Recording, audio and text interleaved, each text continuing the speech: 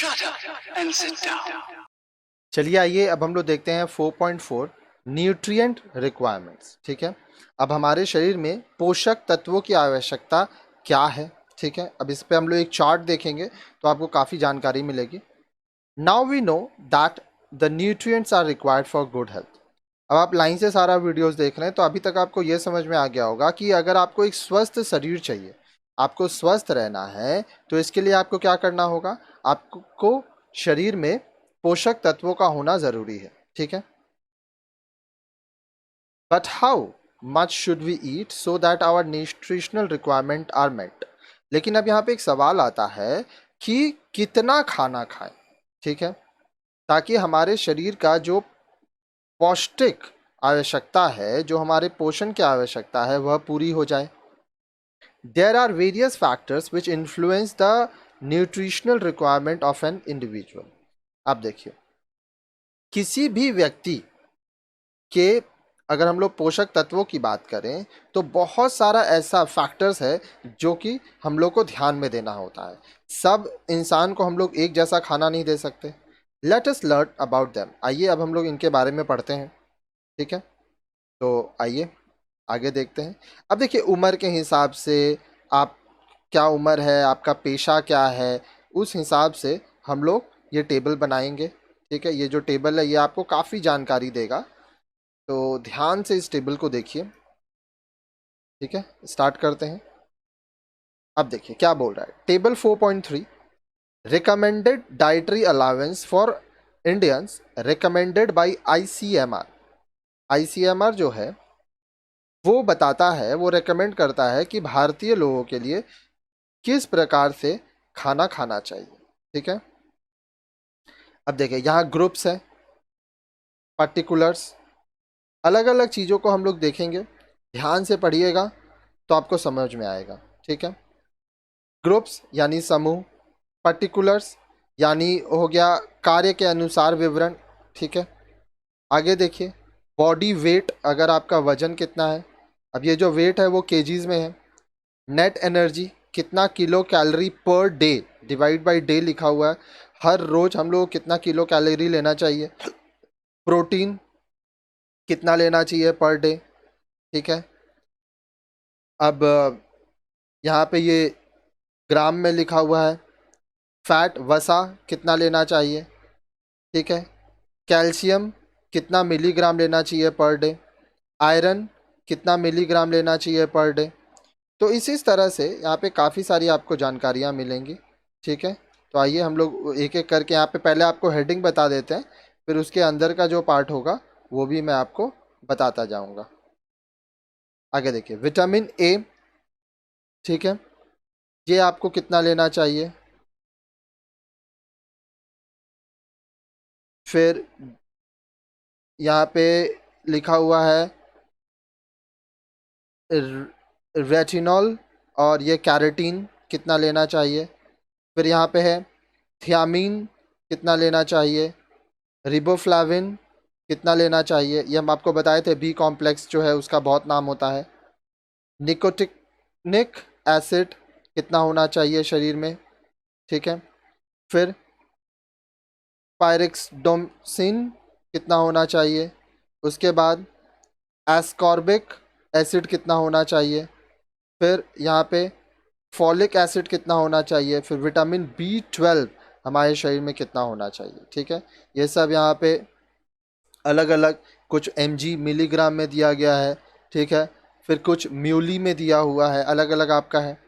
आइए देखिए, एक मैन, मैन मतलब पुरुष, सिडेंट्री वर्क जो कि बहुत काम करता है, वजन हम लोग मानते हैं 60 kg है, तो उसको एक दिन में 2425 किलो कैलोरी नेट एनर्जी लेना चाहिए।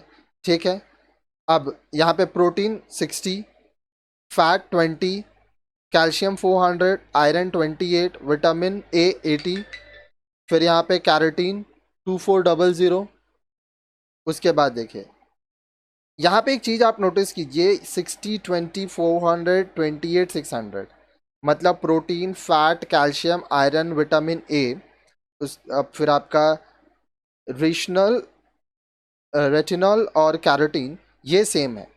फिर थायमीन 1.2, रिबोफ्लेविन 1.4, फिर ये आपका निकोटिनिक एसिड 16, इतना ज़रूरत है। फिर यहाँ पे आपको पायरिडोसिन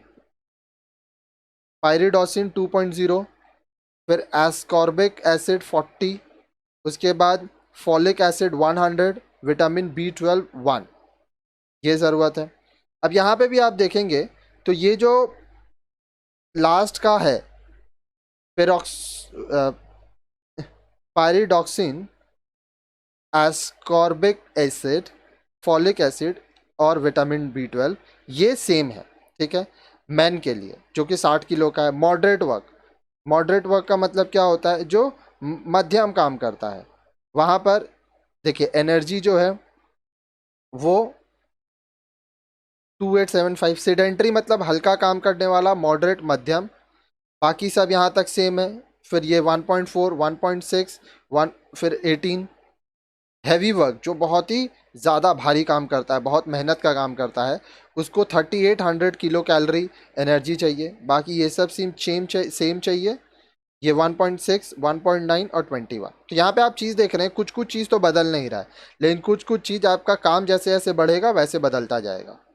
अब अगर विमेन का बात करेंगे, सिडेंट्री वर्क, 50 किलो का वजन, ठीक है, तो एनर्जी चाहिए 1875, प्रोटीन 50, फैट 20, कैल्शियम 400, आयरन 30।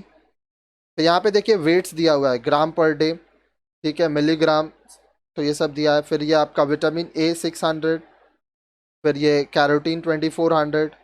फिर देखिए यहाँ पे सिडेंट्री वर्क सबसे पहला लाइन है 0.9, 1.1, 1, फिर 12। फिर देखिए ये 2.0, 40, 100, 1, ये सेम है।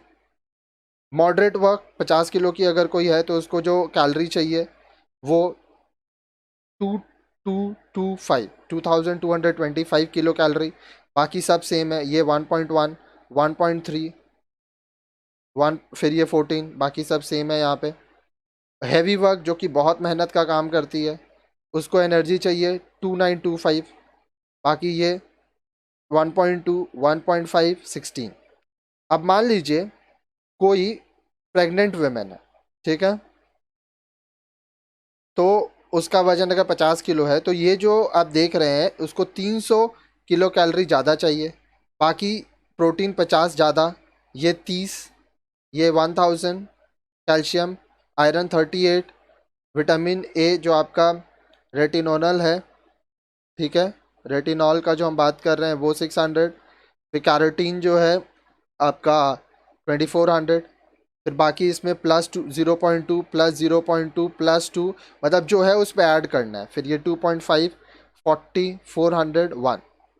अब लैक्टेशन पीरियड में जब एक महिला दूध पिलाती है 0 to 6 months, ठीक है, उसको और ज़्यादा 550 कैलोरी चाहिए, नेट एनर्जी चाहिए। प्रोटीन +25, फैट 45 चाहिए, कैल्शियम चाहिए 1000, आयरन 30, विटामिन ए, रेटिनॉल 950, फिर कैरोटीन जो है वो 3800। फिर ये सब देखिए यहाँ पे बढ़ता जा रहा है, ठीक है। तो ये जो चार्ट है ये हम लोग को बता रहा है कि अलग अलग एज में क्या करना है। फिर जब 6 से 12 महीना का बच्चा हो जाता है उस समय वजन वही 50 किलो है। देखिए ये और 400 से बढ़ाना है क्योंकि अब बच्चे की रिक्वायरमेंट बढ़ेगी, तो माँ को भी अपना ख्याल और ज़्यादा अच्छे से रखना होगा। अब इन्फेंट्स है, जो बच्चा अभी जन्म लिया है 0 से 6 months, वजन होगा लगभग 5.5 किलो, तो 108 किलो कैलोरी चाहिए, ये 2.5 चाहिए, ये 500 चाहिए कैल्शियम। तो यहाँ पे अलग अलग आप देख रहे होगे आपको वेट्स यहाँ पे कैलकुलेशंस दिया हुआ है, ठीक है। 6 से 12 महीना का कैलकुलेशंस दिया हुआ है, 8.6, 98 kilo calorie, 1.65 kilo calorie, vitamin A 350, carotene 1200। फिर यहाँ पे देखिए 50, 60, 650, ठीक है। अब यहाँ पे मिलीग्राम में नहीं है, ये म्यूली में है, ठीक है, पर केजी के हिसाब से 0.4। फिर देखिए यहाँ पे चिल्ड्रन जब 1 से 3 साल का होगा, 4 से 6 साल का, 7 से 9 साल का, अलग अलग उसका वजन होगा, ठीक है। तो उसके अलग अलग वजन के अनुसार उसको क्या क्या चीज़ें दी जानी चाहिए, वो सब दिया हुआ है, समझे। ये देखिए, ये आपका एक है। उसके बाद अलग अलग लोगों का अलग अलग एज पे अलग अलग देना है। बॉयज़ गर्ल्स 10 से 12 साल की उम्र में, बॉयज़ गर्ल्स 13 से 15 साल की उम्र में, बॉयज़ गर्ल्स 16 से 18 साल की उम्र तक का यहाँ पे दिया हुआ है। अलग अलग यहाँ पे आप देख सकते हैं बॉडी वेट्स है। तो आपका वजन क्या है, उम्र क्या है, उसके अनुसार आपका जो डाइट है वो देखा जाता है। ठीक है, तो इस चार्ट को आप ध्यान से देखिए, इसमें बहुत सारा इन्फॉर्मेशन दिया हुआ है। अब देखिए, अब नीचे हम लोग जाएंगे, ये वाला जो टॉपिक है इसमें हम लोग चार्ट देखें तो आपका जो एज है उस एज के हिसाब से आप अपने चार्ट को देखिए और आपका क्या रिक्वायरमेंट है उसको फुलफ़िल कीजिए। क्योंकि देखिए, आप अगर सही से खाएंगे, अच्छे से रहेंगे, तभी जाके आप अपने जीवन में सभी काम को अच्छे से कर पाएंगे। ठीक है, तो अब देखिए यहाँ पे सिचुएशन क्या है, आगे पढ़िए। Nutritional requirement are influenced by, अब देखिए आपके जो पोषक तत्व हैं, ठीक है, वो क्या क्या चीज़ों पर से प्रभाव उन पर पड़ेगा। एज, आपका उम्र क्या है, हाइट वेट, आपकी लंबाई क्या है, भार क्या है, सेक्स, आप लड़के हैं कि लड़की हैं, क्लाइमेट कंडीशन, आप किस प्रकार के जलवायु मौसम में रहते हैं, हेल्थ, आपका स्वास्थ्य कैसा है, ऑक्यूपेशन, आप क्या काम करते हैं, फिजियोलॉजिकल कंडीशन, आपका शारीरिक दशा क्या है। इसके ऊपर निर्भर करेगा कि आपको किस प्रकार का न्यूट्रिशनल रिक्वायरमेंट है, आपको किस प्रकार का खाना देना है, कितना विटामिन चाहिए, कितना फैट चाहिए, तो काफ़ी सारी चीज़ें इस पर निर्भर करेंगे। Indian council of medical research ICMR, after conducting a lot of research, has recommended nutritional index for various age groups. अब देखिए, Indian council for medical research ICMR, जिसको हिंदी में भारतीय चिकित्सा अनुसंधान परिषद कहते हैं, बहुत सारा रिसर्च किया। ठीक है, और रिसर्च करने के बाद वो अलग अलग जो आपका वेरियस एज ग्रुप्स है उसके लिए कितना न्यूट्रिशनल रिक्वायरमेंट होता है उसका एक चार्ट बनाया। You will find recommended dietary allowances RDAs given by ICMR for various physiological age groups in table 4.3। अब देखिए, recommended dietary allowances RDAs ICMR जो दिया है अलग अलग शारीरिक और एज ग्रुप के हिसाब से, आपका उम्र के हिसाब से, वो टेबल 4.3 जो हम स्टार्टिंग में आपको एक टेबल दिखाएं, अलग अलग इंसान का अलग अलग एज पे उसका क्या क्या रिक्वायरमेंट है, तो वो आप देख चुके हैं। Have you notice that a sedentary worker needs lesser calorie than a person performing heavy work. क्या आप ये चीज़ ध्यान दिए थे कि जो व्यक्ति सेडेंटरी वर्कर है, मतलब हल्का काम करता है, ठीक है, उसको कम कैलोरी चाहिए in comparison to the person working heavily. अब देखिए, जो जितना ज़्यादा काम करेगा उसको उतना ज़्यादा कैलोरी चाहिए। There is a difference in energy requirement of males and females as well as physically fit और 6%। अब देखिए, चाहे पुरुष हो चाहे महिला हो, उनको जो एनर्जी रिक्वायरमेंट है वो अलग अलग है। ठीक है, चाहे वो फिजिकली फिट हो या बीमार हो, एक महिला और पुरुष में जो न्यूट्रिशनल रिक्वायरमेंट होता है वो अलग होता है। Notice the difference in nutritional requirement of a woman during pregnancy and lactation and between boys and girls and men and women। आप ये भी ध्यान दिए होंगे कि एक जो महिला जब वो गर्भवती रहती है, प्रेग्नेंट रहती है, तो उसका न्यूट्रिशनल रिक्वायरमेंट चेंज होता है।